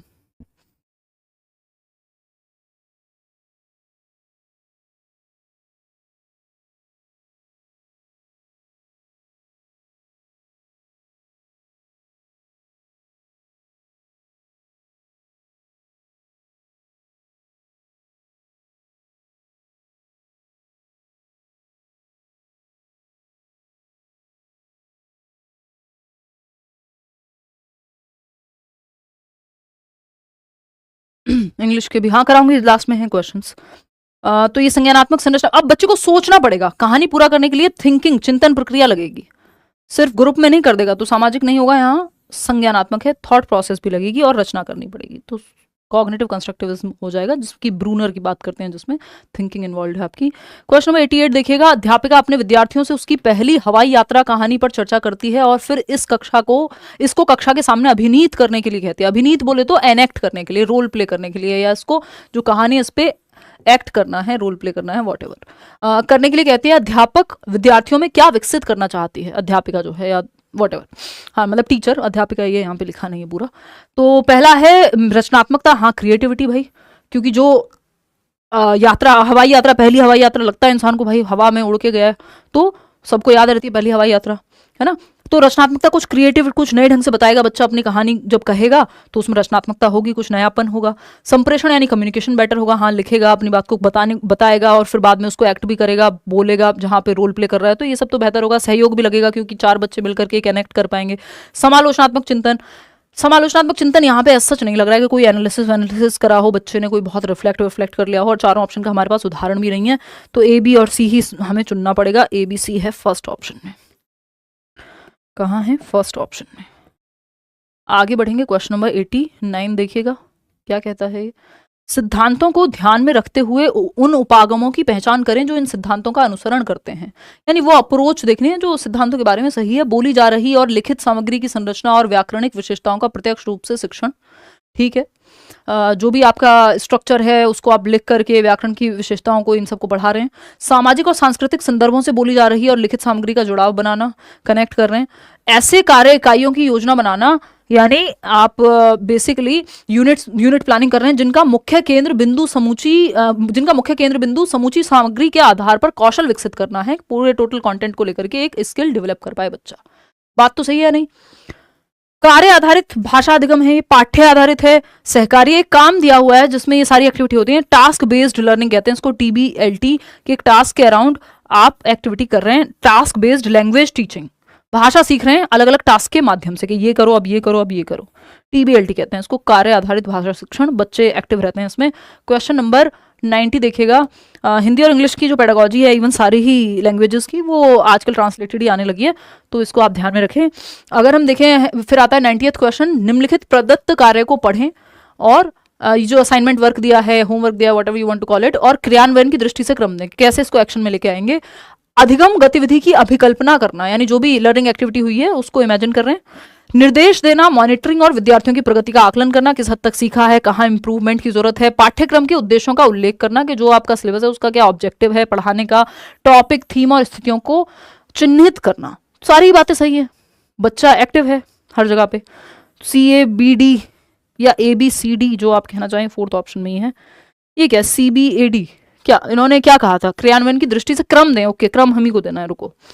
तो निर्देश देना, मॉनिटरिंग करना, अधिगम की गतिविधि की संकल्पना, पाठ्यक्रम के उद्देश्यों का उल्लेख, हाँ कह सकते हैं। फिर है आपका निर्देश देना, मॉनिटरिंग और प्रगति का आकलन, टॉपिक, थीम और स्थितियों को चिन्हित करना। कितने लोग दे रहे हैं इसमें? D और A। अधिगम गतिविधि की अभिकल्पना, ठीक है। फिर B में क्या कह रहे हैं? निर्देश देना, मॉनिटरिंग और सीधा प्रगति का आकलन कर लोगे, और फिर पाठ्यक्रम के उद्देश्यों का उल्लेख करोगे। नहीं नहीं नहीं, ना मुन्ना ना। बताओ एक बार, B, A, C और D देख लो। C नहीं आ रहा, कोई बात नहीं, एक मिनट रुको।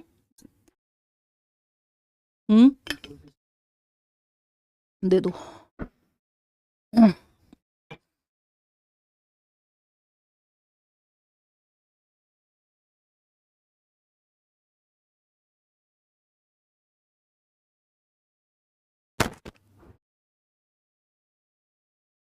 देखिएगा आप कितने लोग दे रहे हैं। देखिए, तो अगर हम बात करें यहाँ पे क्रम किसको देना है? प्रदत्त कार्य, असाइनमेंट का वर्क है जिसकी आपको नंबरिंग करनी है बेसिकली। अधिगम गतिविधि की अभिकल्पना करना, ये बात तो सही है। निर्देश देना, मॉनिटरिंग और विद्यार्थियों की प्रगति का आकलन करना, हाँ ठीक है, निर्देश दिया है, फिर मॉनिटरिंग हो रही है क्योंकि काम कर रहे हैं, और फिर आप इस काम की प्रगति का आकलन कर रहे हैं, यहाँ ठीक है, क्योंकि मेरा सारा ध्यान उसी पे जा रहा था। पाठ्यक्रम के उद्देश्यों का उल्लेख करना, यानी जो पाठ्यक्रम में उद्देश्य दिए हुए हैं उनका अब आप उल्लेख कर रहे हैं। टॉपिक, थीम और स्थितियों को चिन्हित करना, कि क्या टॉपिक है, क्या थीम है, उस हिसाब से फिर आप चिन्हित करते हैं। तो एक तरफ चाहें तो देख सकते हैं, अब लास्ट वाला, क्योंकि इन दोनों में नहीं, इस और इसमें ही कंफ्यूजन है। सी को मान लेते हैं कि उद्देश्यों का उल्लेख हो गया। बी क्या? निर्देश देना, मॉनिटरिंग और विद्यार्थियों की प्रगति का आकलन, ये भी सही है।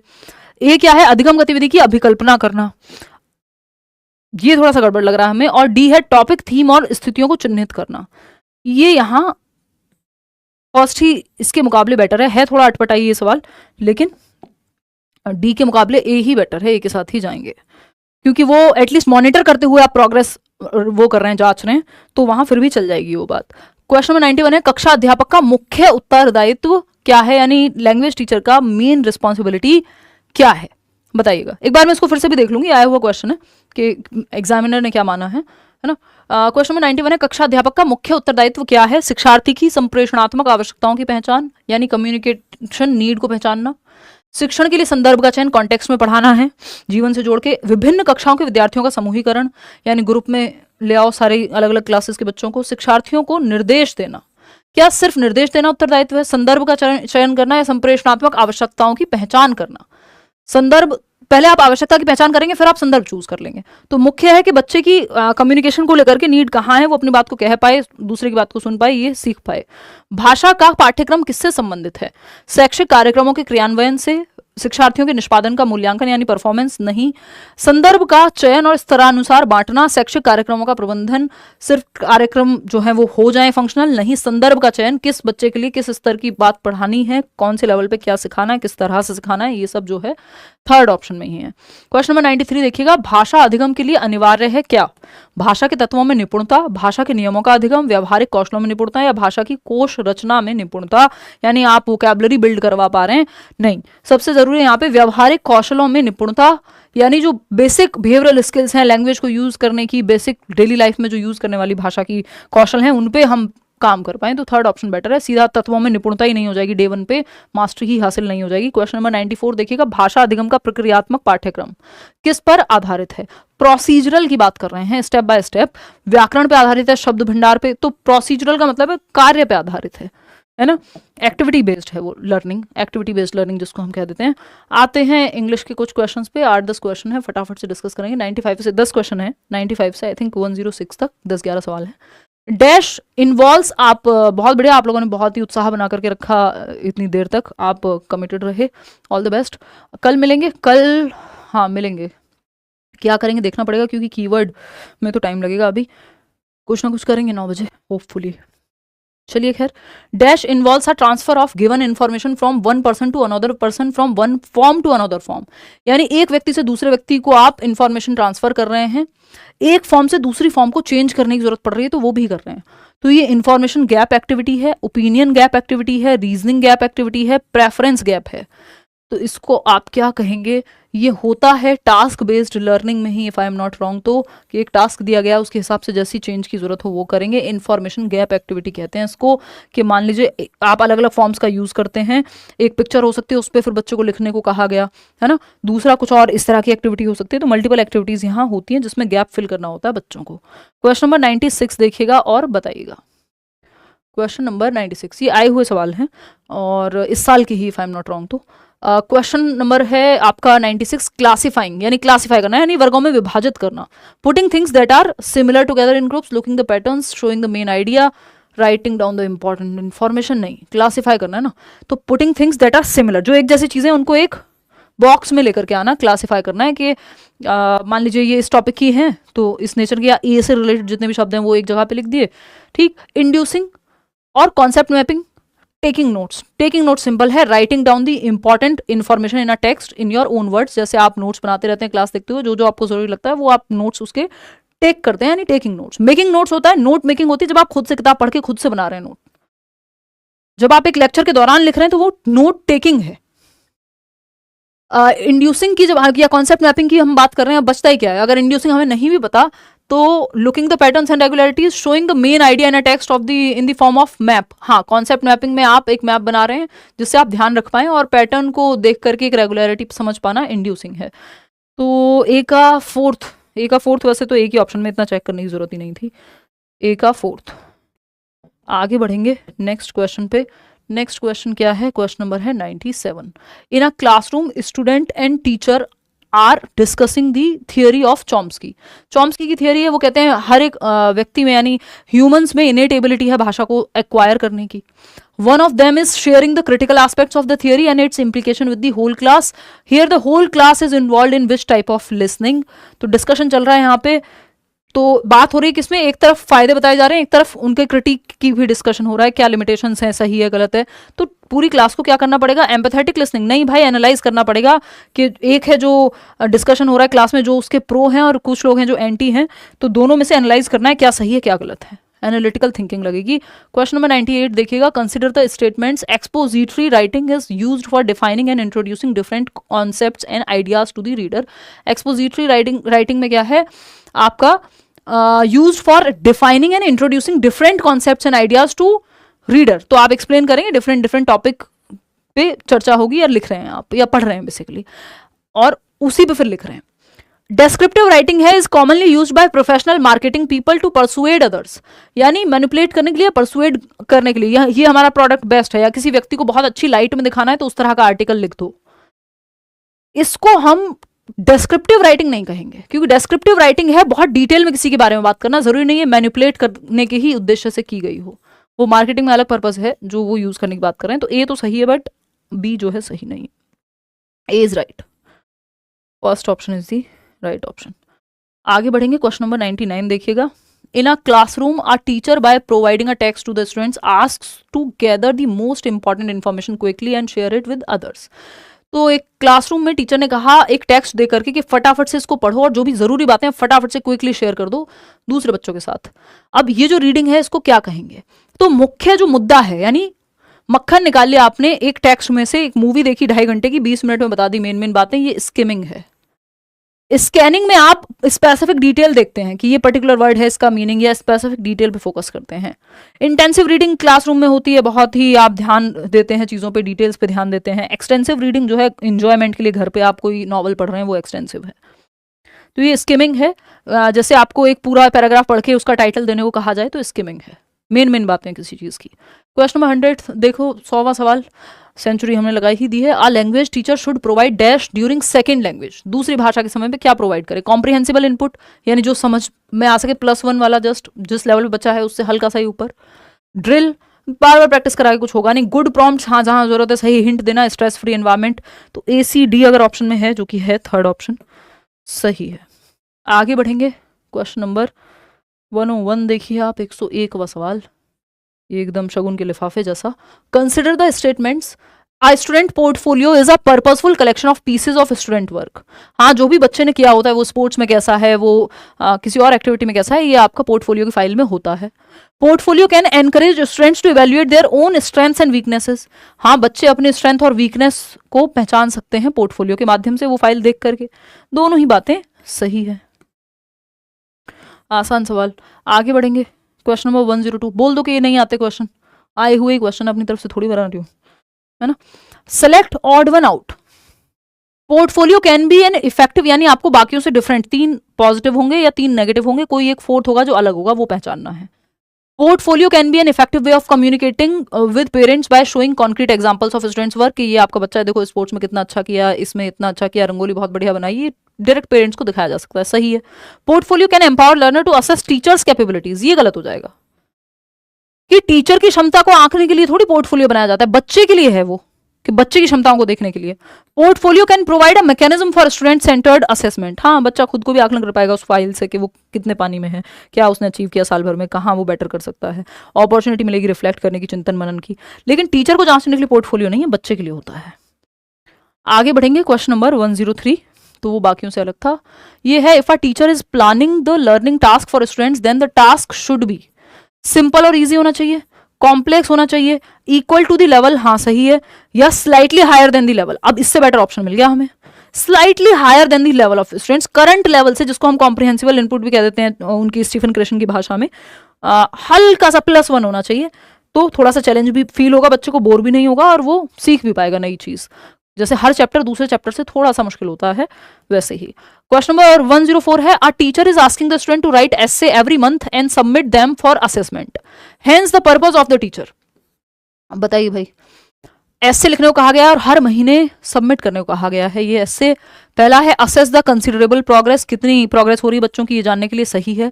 Collect the different writing of students, ऐसा नहीं कि अलग अलग तरह की राइटिंग बदल जाएगी, वो देखना है।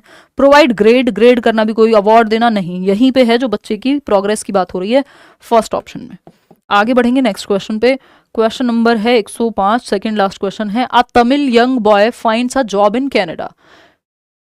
एक नौजवान बच्चा है तमिल, मतलब जो तमिल है, मातृभाषा उसकी तमिल है। Young boy finds a job in Canada, there he starts to stay in locality where, अब इसको नौकरी मिलती है कनाडा में। देयर ही स्टार्ट, जैसे बहुत सारे भारतीय जाते हैं अलग अलग जगह पे नौकरी करने, there he starts to stay in locality where most of people talk in Punjabi language. अब ये तमिल बंदा है, जाता है कनाडा में और वहां पंजाबी के बीच रह के, पंजाबी जो भी क्या है ये पंजाबी लैंग्वेज बोलने वाले जो लोग हैं उनके बीच में रहता है, ठीक। Staying with them the boy also starts to talk in Punjabi. अब इनके साथ रहता है, कुछ दिनों में वो भी पंजाबी बोलना सीख जाता है। Which was a totally new language to him. चलो ठीक है। Hence the process by which the Tamil boy started to converse in Punjabi language will be called what? Language learning, language acquisition, language immersion या फिर लैंग्वेज ट्रेनिंग? फटाफट से बताओ।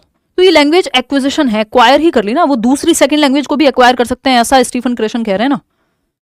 Language training जो है वो यहाँ पे कोई ट्रेनिंग तो उसकी हुई नहीं है। इमर्शन भी एक मेथड है कि आप चारों तरफ आपको वही माहौल दे दो, चाहे वो प्रिंटेड हो चाहे सुनने में हो, लेकिन इमर्शन यहाँ जाना नहीं चाहिए क्योंकि मतलब ये चाहे तो मान सकते हैं बट बेटर जो है वो एक्विजिशन है, क्योंकि इमर्शन जो है जनरली टेक्निकल मतलब मेथड है, ये प्रॉपर नेचुरल एनवायरमेंट में ऐसा नहीं है कि इसको लागू कर रहे हो, तो बेटर ऑप्शन एक्विजिशन होगा। बाकी तो एग्जामिनर के हाथ में है, मैं एक बार चेक भी कर लूंगी। सेकंड ही मान के चले आप इसमें। क्वेश्चन नंबर 106 देखना है ना, language classroom for improving the performance of learners are teacher. Immersion होगा नहीं वैसे, क्योंकि इमर्शन मेथड को हम यूज करते हैं स्कूल में सिखाने के लिए भाषा को naturally. In a language classroom, और वहां स्कूल की बात नहीं हुई है, एनवायरमेंट की बात हुई है, एनवायरमेंट से सीखा है language acquisition. In a language classroom for improving the performance of learners, दिमाग बहुत थक गया है एक्चुअली मेरा भी। In a language classroom for improving the performance of learners are teacher should, यानी एक लैंग्वेज क्लासरूम में इम्प्रूव करने के लिए परफॉर्मेंस बच्चों की टीचर को क्या करना चाहिए? हाईलाइट द मिस्टेक्स, मिस्टेक पे जोर दोगे, स्टैंडर्ड इंस्ट्रक्शन पे जोर दोगे, create suitable condition to communicate, present standard examples of communication, नहीं। सूटेबल कंडीशन, एनवायरनमेंट प्रोवाइड करोगे ना यार। ये माइक ना एक्चुअली सर में दर्द कर देता है इतने घंटे लगाने के बाद। चलिए क्वेश्चन नंबर 106 हो गया। क्वेश्चन नंबर बस यही लास्ट था आज के लिए। तो आप सही कंडीशंस प्रोवाइड करोगे।